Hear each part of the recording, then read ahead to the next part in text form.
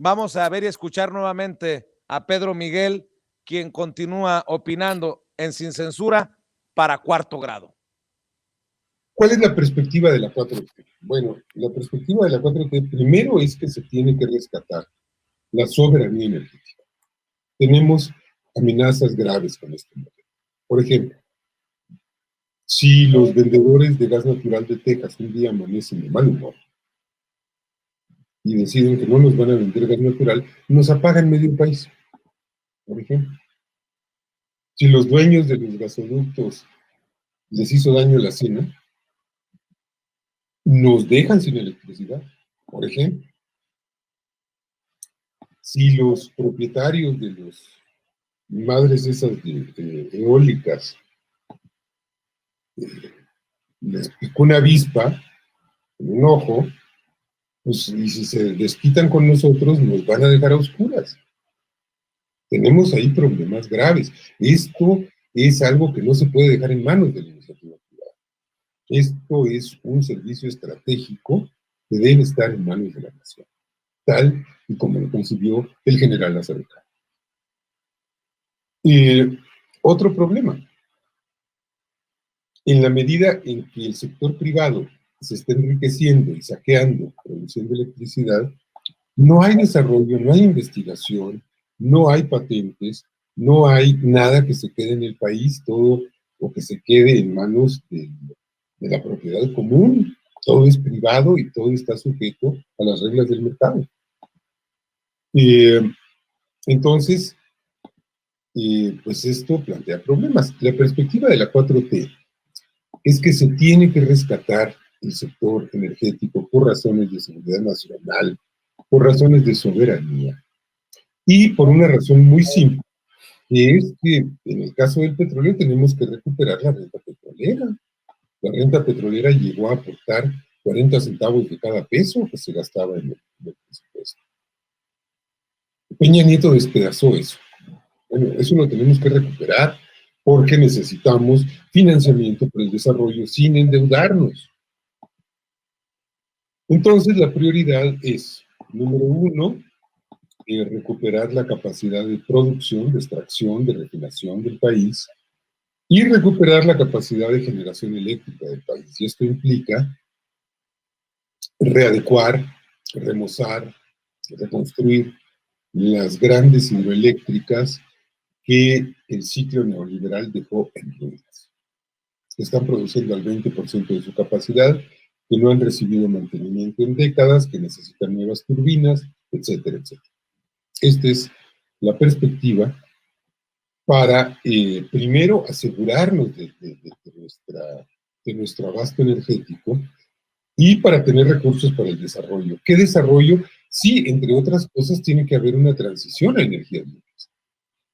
Es absolutamente absurdo seguir dependiendo de combustibles fósiles para generar energía y tenemos que hacer ese tránsito. Pero ese tránsito no nos da la gana hacerlo como se lo habían planteado los neoliberales, que era otorgando concesiones para megaproyectos para que los privados invadieran las partes del territorio que quisieran, plantaran ahí sus granjas solares, sus parques eólicos y empezaran a hincharse de dinero. No, no queremos eso.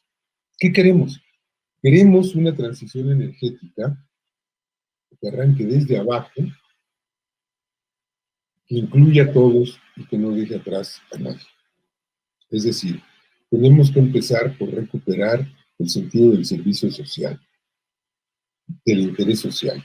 Tenemos todavía 1.440.000 mexicanas y mexicanos que no tienen energía eléctrica, por angas o por mangas, porque están en asentamientos urbanos nuevos, porque están en asentamientos rurales muy remotos, en los que es carísimo llevar el cable de CFE. Entonces, allí tenemos que empezar a generar electricidad con renovables en una pequeña escala, y de ahí tenemos que ir creciendo. Y tenemos que brincar posteriormente a escalas de cooperativas, a escalas de municipios, a escalas de vecindarios, a escalas de multifamiliares, para empezar esa transición energética, brincar de la baja a la media tensión y luego a la alta tensión, y allí habrá todo el chance del mundo para el sector privado. para que el sector privado participe, pero tenemos también que vincular esa transición con la reindustrialización del país.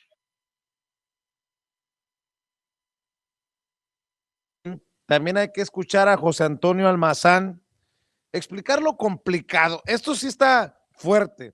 Lo complicado que resultaría visualizar un desarrollo autónomo e independiente sin recuperar Pemex y la Comisión Federal de Electricidad, lo que se antojaría una misión imposible para el gobierno del presidente Andrés Manuel López Obrador, ¿no? Así es que, como bien te decía, atraviesa una bandera que tiene el proyecto mismo que encabeza el presidente. O sea, es decir, es impensable. Ahorita que escuchaba a Pedro Miguel, recordaba algo. Él como buen periodista, historiador, que nos logra narrar, ¿no? O sea, nos remonta a momentos históricos. Es importante, si bien recordar a Lázaro Cárdenas y lo que nos decía en la primera intervención Pedro Miguel, también pensar en nuestra historia hace muy corto plazo, ¿eh? Estamos hablando de hace unos años, en el 2008, cuando Felipe Calderón también intentó,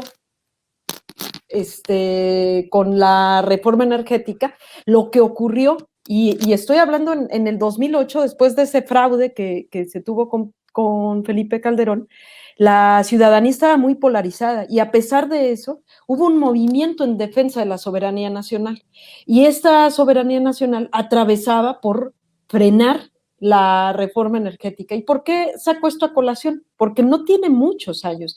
La actual jefa de gobierno estaba al frente de una de las brigadas más importantes que tuvo este movimiento, y este movimiento en defensa de la soberanía nacional trató de revertir esta iniciativa que tenía de reforma energética, se logró frenar y se logró frenar precisamente poniendo en debate a la ciudadanía. Se hizo una consulta que se llamó que nos pregunten a todos. La actual jefa de gobierno iba a la cabeza de una de las brigadas que le llamaban Adelitas, que eran puras mujeres que salían a las calles a platicar sobre la reforma energética. Es decir, es un tema que aparte que tiene años, que ya está estudiado, ya está debatido. El presidente, que nace también con este movimiento en defensa de la soberanía nacional, pues, o sea, nada más lo está llevando a cabo, lo está ejecutando. Esto ya se lo preguntamos a la ciudadanía, este tema ya se habló.